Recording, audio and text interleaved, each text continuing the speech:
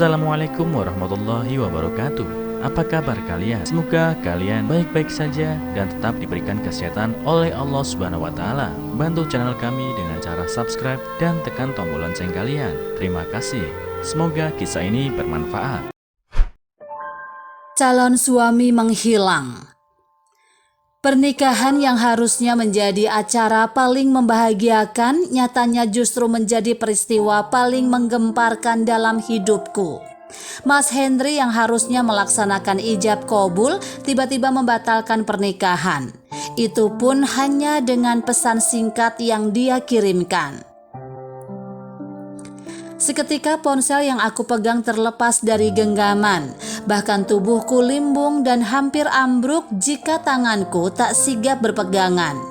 Kalimat yang dikirimkan calon suamiku seperti petir di siang bolong. "Reni, maafkan aku karena tidak bisa meneruskan pernikahan ini. Ternyata menjelang detik-detik pernikahan ini, aku semakin tidak yakin akan perjodohan yang sudah diatur oleh orang tua kita. Mungkin ini terdengar egois, tetapi beruntung aku menyadarinya sebelum terlambat. Maafkan aku, Reni." Sesak menyeruak, air mataku tanpa kompromi berjatuhan menyapu polesan make up yang sudah sejak 1 jam lalu selesai dipoleskan di wajahku. Aku masih berharap ini mimpi atau hanya pesan candaan yang biasa Mas Henry lakukan untuk mengerjaiku. Aku memungut ponsel yang berjatuhan, lalu ku tekan nomor Mas Henry, kembali nomornya berdering tetapi tidak diangkat. "Mas, kamu sedang bercanda kan? Kamu tidak mungkin membatalkan pernikahan ini kan?" Kutulis sederet kalimat dengan hati yang sudah tak karuan. Tangan gemetar dan dunia seolah berhenti berputar. Pesan yang kuketik segera kukirimkan. Centang 2, berubah berwarna biru dalam artian dia sudah membacanya. Namun tidak juga ada balasan. Lalu aku kembali menghubunginya. Panggilan telepon tersambung, tetapi kembali seperti tadi tidak ada yang mengangkatnya. Kenapa jadi seperti ini? Pernikahan indah yang selama ini kubayangkan seketika hancur. Mas Henry calon suamiku dengan tega mengirimkan sederet kalimat melalui pesan WhatsApp untuk membatalkan pernikahan ini. Dan lebih parahnya pada detik-detik terakhir menjelang acara. Entah apa alasannya, aku pun tak mengerti. Aku menggigit bibir bawahku agar tak menjerit. Ku tepuk-tepuk dada yang terasa sangat sesak. Bukan hanya perasaanku yang hancur, juga kehormatan orang tuaku yang menjadi taruhannya. Aku merayap dan terduduk lemas di tepi ranjang. Ranjang pengantin yang sudah dihias indah dengan segala macam dekorasi pengantin. Yang mana justru seperti sebuah olok-olok yang menertawakan nasibku. Ranjang pengantin untuk kami malam ini. Ku ketik kembali sederet kalimat meminta penjelasan dari Mas Henry. Tentunya dengan hati berharap jika dirinya hanya bercanda dan semua akan baik-baik saja. "Mas, kenapa seperti ini?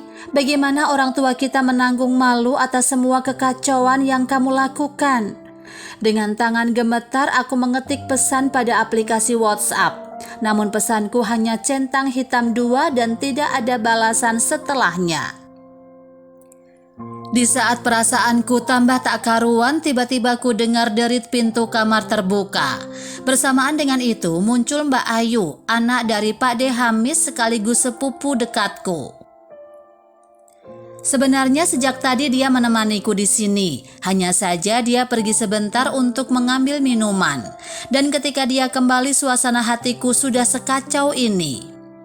"Kenapa kamu menangis, Reni? Cepat hubungi calon suamimu, penghulunya sudah datang," ujar Mbak Ayu sedikit terkejut. Dia tampak panik melihat aku yang tengah sesenggukan. Mendengar perkataannya, hatiku mencelo seketika. Bagaimana aku menjelaskan semua ini pada orang-orang? Bagaimana nasib keluargaku jika calon suamiku benar-benar tidak datang? Aku mengangkat wajah dan menatap Mbak Ayu. "Mbak, Mas Henry tak jadi datang," ucapku lirih sambil menatap kosong ke depan. Kamu jangan bercanda, ini bukan saatnya bersikap seperti itu, ujar Mbak Ayu yang semakin tak percaya dengan ucapanku.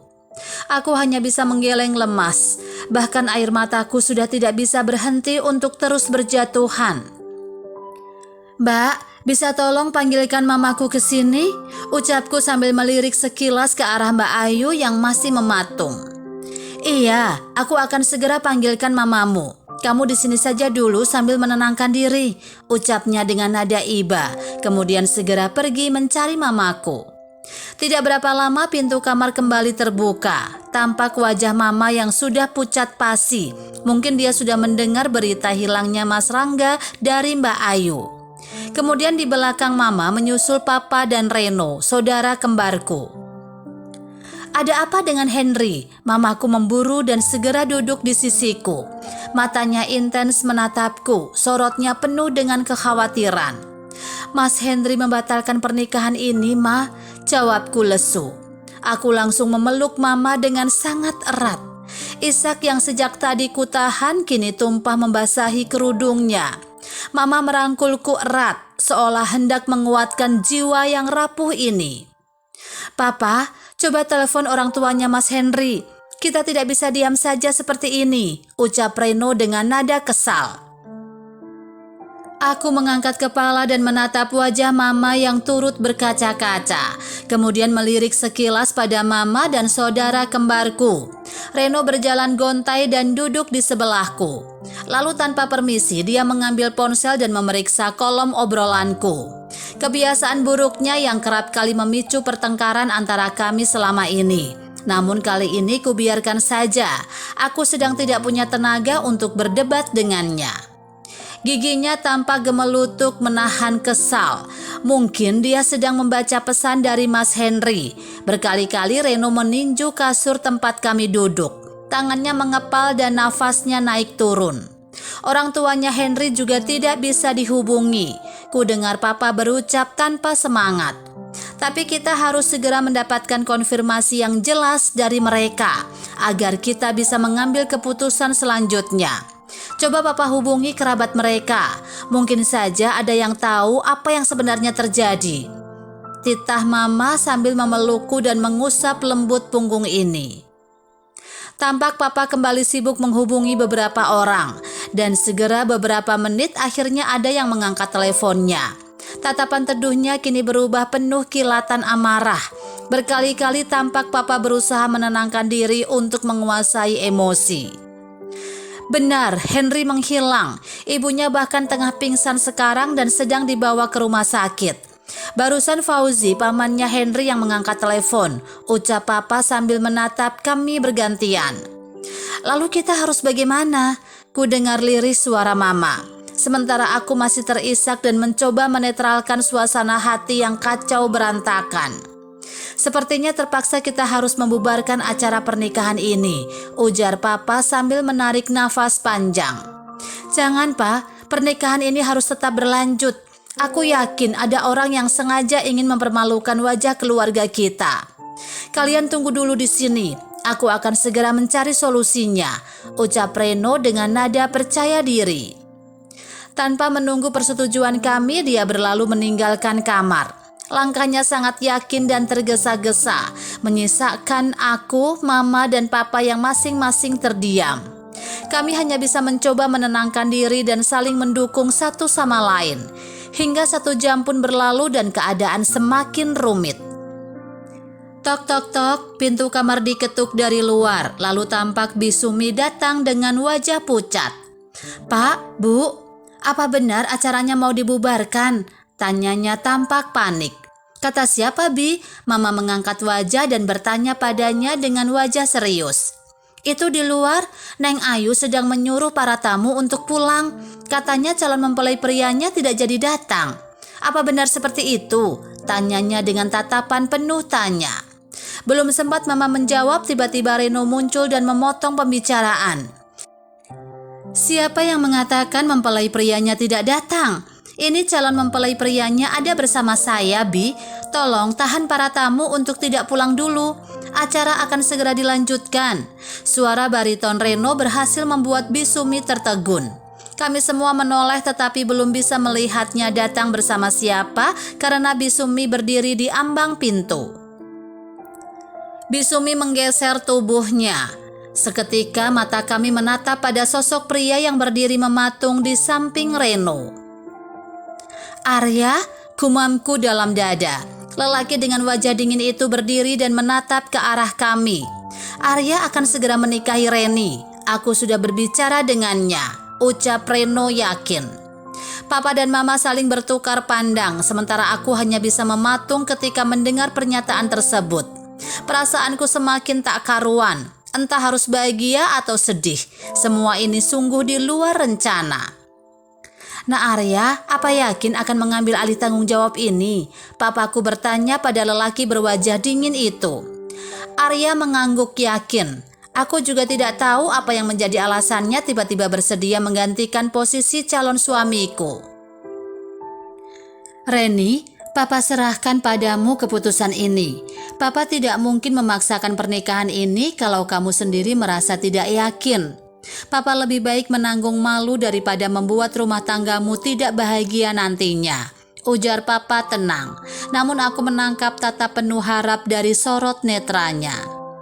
Aku sangat mengerti seperti apa harapan Papa saat ini. Namun memutuskan untuk menerima semua perubahan ini dalam hitungan detik membuat aku tidak bisa berpikir jernih. "Reni, pikirkan dulu baik-baik. Ini adalah pilihan yang akan menentukan hidupmu ke depannya. Mama juga menyerahkan semuanya padamu," mamaku berbisik sambil mengusap lembut punggungku. "Reni, tolong jangan buat nama baik Mama dan Papa tercoreng. Mungkin ini cara Tuhan untuk mendatangkan jodoh padamu yang sebenarnya," ucap Reno meyakinkan. "Tapi aku belum mengenal Arya lebih jauh. Lalu kalau nanti ternyata Mas Henry datang bagaimana?" tanyaku bimbang. "Sudahlah, Henry itu pria brengsek. Dia tidak pantas bersanding denganmu. Dan kamu tahu, baru saja aku mendapat kiriman sebuah foto yang pasti akan membuatmu berubah pikiran." Reno berjalan mendekat. Dia membuka galeri ponselnya dan ditunjukkannya padaku. Hatiku seolah terbentur benda keras. Betapa terkejutnya aku ketika melihat foto calon suamiku tengah berciuman mesra dengan Mbak Ayu di dalam sebuah ruang karaoke. Ada apa ini sebenarnya? Ternyata sepupuku yang selama ini dekat denganku memiliki hubungan istimewa dengan calon suamiku. "Dari mana kamu mendapatkan foto itu?" tanyaku pada Reno. "Itu bukan urusanmu. Intinya Tuhan masih sayang padamu. Dia menyelamatkanmu menjelang detik-detik ikatan sakral itu terjadi," ucap Reno kesal. Belum sempat aku menanggapi pernyataan Reno, tiba-tiba salah satu panitia datang. "Permisi Pak, Bu, mohon maaf, apakah akad nikahnya akan dilaksanakan sekarang? Atau memang dibubarkan seperti yang Mbak Ayu sampaikan tadi? Soalnya Pak Penghulu ada jadwal di tempat lain, jadi tidak bisa menunggu lebih lama lagi," tanya seorang panitia dengan sopan. Dengan hati bercampur baur tak karuan, aku menatap lelaki itu, pilihan saudara kembarku. Lalu aku mengumpulkan tenaga untuk berdiri tegak dan berkata penuh penekanan. "Kita lanjutkan saja Pak, saya dan calon suami saya sudah siap," ucapku yakin. Mendengar pernyataanku, Mama langsung memegangi lenganku. Ada getar cemas kurasa dari tatapannya. "Reni, kamu yakin?" tanya Mama sebelum aku melangkahkan kaki.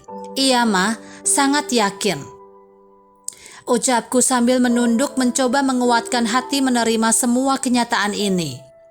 Akhirnya Papa, Reno, dan Arya meninggalkanku berdua bersama Mama. Mereka segera menuju aula untuk melaksanakan ijab kabul. Sementara aku masih menunggu di sini dengan hati hancur lebur.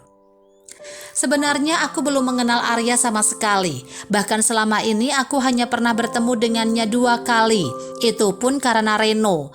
Dia adalah teman sekelas Reno. Karena aku dan saudara kembarku itu bersekolah di sekolah yang berbeda. Jadi aku tak begitu mengenal teman-temannya di sekolah. Aku mengenal Arya sebatas sahabat dekat Reno. Aku sama sekali belum tahu latar belakang keluarganya, sifat dan kebiasaannya, bahkan nama lengkapnya sekalipun. Namun aku percaya pada Reno. Meskipun kami sering kali bertengkar, tetapi dia selalu tulus membantuku. Dan aku yakin dia tak akan sembarangan memilihkan pasangan untukku. Tidak lama kemudian pintu diketuk menandakan waktuku sudah tiba. Lalu aku berjalan keluar dijemput oleh panitia yang mengabarkan kalau akad sudah selesai. Ada linang air mata yang menetes pada sudut mata mama. Namun aku harus tampak bahagia di hadapan semua orang. Apalagi jika semua ini benar ulah dari Mbak Ayu. Aku harus menunjukkan padanya kalau semua perbuatannya tidak bisa membuatku terluka. Dengan senyuman yang sebetulnya kupaksakan, aku berjalan menghampiri lelaki yang baru saja selesai mengucap ijab kabul di depan penghulu. Lalu aku mencium punggung tangan lelaki yang masih begitu asing buatku itu. Rahang tegas, tatapan tajam, dan ekspresi dinginnya membuatku tertunduk. Bahkan bersitatap dengannya saja aku tidak mampu. Kulirik sekilas di sudut sebelah kiri, tampak senyuman terkembang dari bibir Mbak Ayu.